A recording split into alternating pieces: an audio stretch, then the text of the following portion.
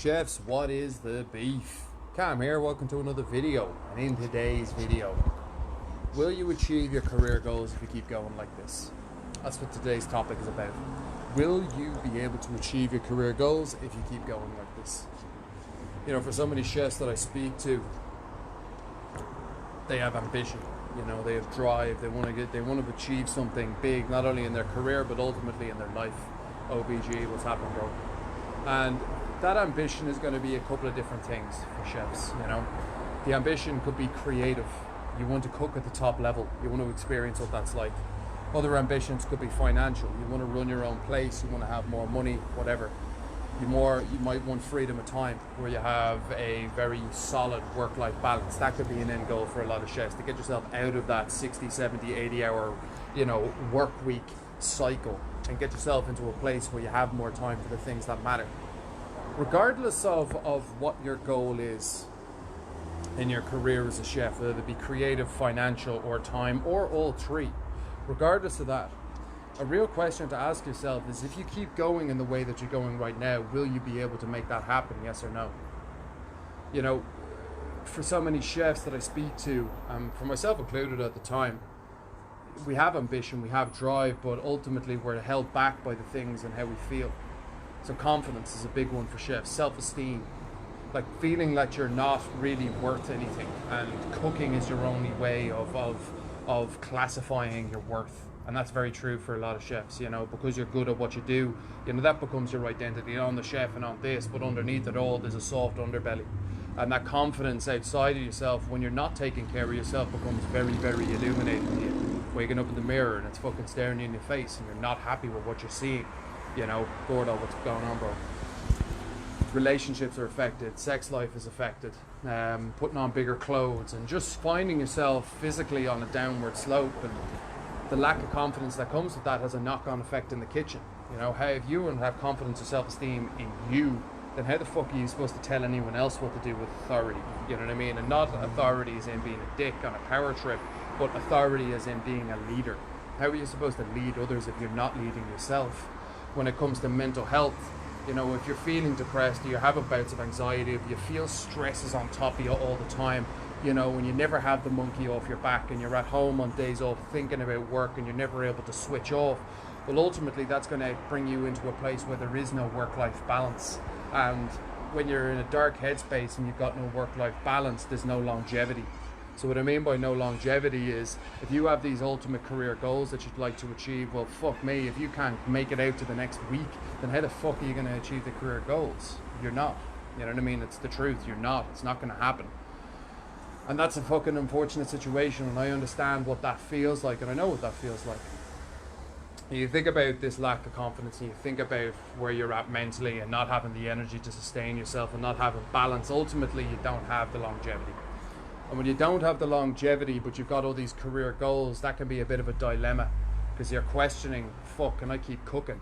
You know, can I keep doing this? But a couple of years ago, or maybe recently, you had all these dreams of doing something big, you know, that I really, really want to go and achieve these things.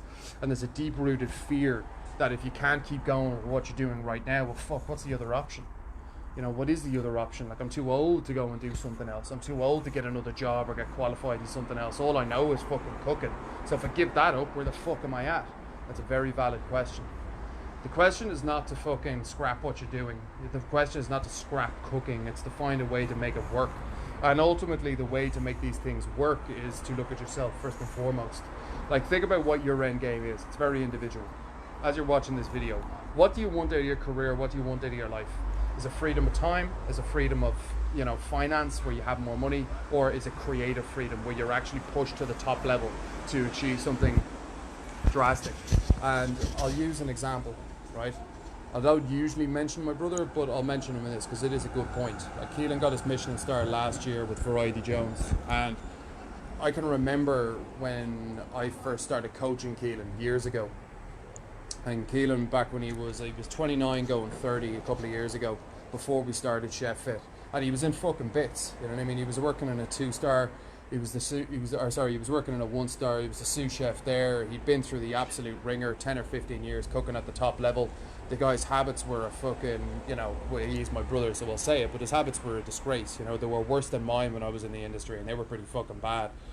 Drinking heavily every single night, smoking cigarettes, smoking weed, doing drugs when he could, and working fucking 80, 90, 100 hours a week in, the most pressurized environment you can be in.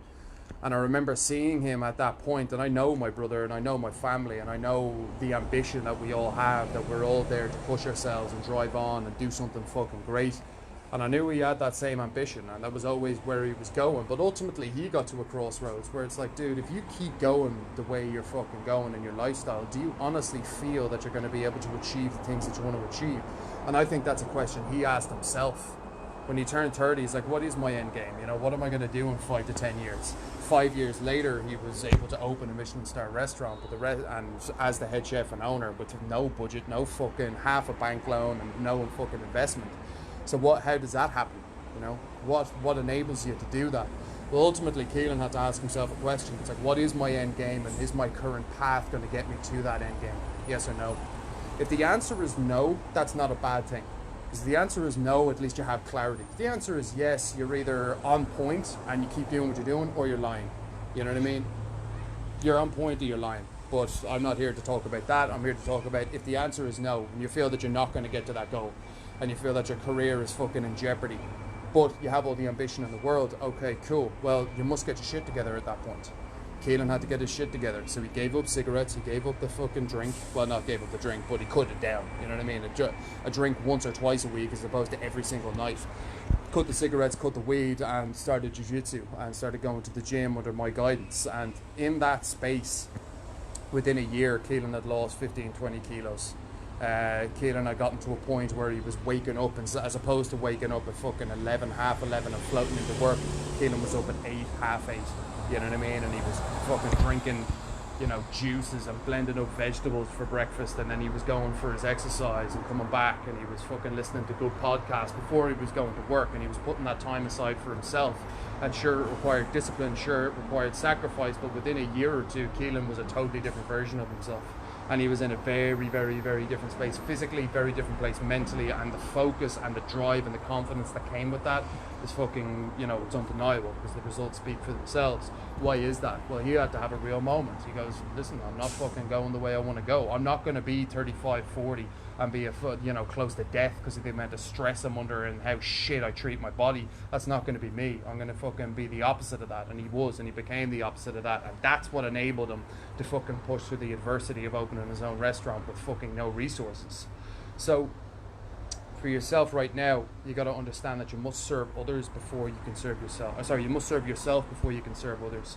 You must lead yourself before you can lead others. If you're not willing to fucking get your situation together, then ultimately leading others and achieving big things in your life and your career, it's not going to happen. It's not going to happen, and take that example I just used.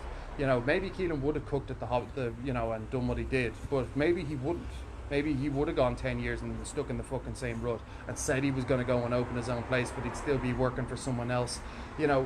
If he had stayed in that mindset, that physical space that he was in, yeah, sure, he probably would have stayed in the shit, but he didn't. He had a fucking real conversation, and he sought help, and he fucking sought to fix it.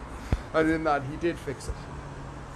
So I want you to take from that. And if you are a chef and you are stuck in the position that I just spoke about, where you're struggling physically, mentally, and you're worried about your longevity in your career, absolutely. But fucking 100%, give us a shout. There's a link, 30-day trial. Get involved. Do Chef Fit for 30 days. And I'm telling you for a fact, if you're willing to make that commitment and make that jump, you'll fucking put yourself on the road to changing your life. But if you sit on the fence and you do nothing and you complain about what your life is like, then fucking nothing's going to change. People might feel sorry for you, but nothing is going to change. I promise you that. Action cures all problems that you have right now. If you're not willing to take the action, chef, then don't complain about the results. With that in mind, I hope you enjoyed this video. Much love to all of you. Thank you all for jumping on live. Stay safe.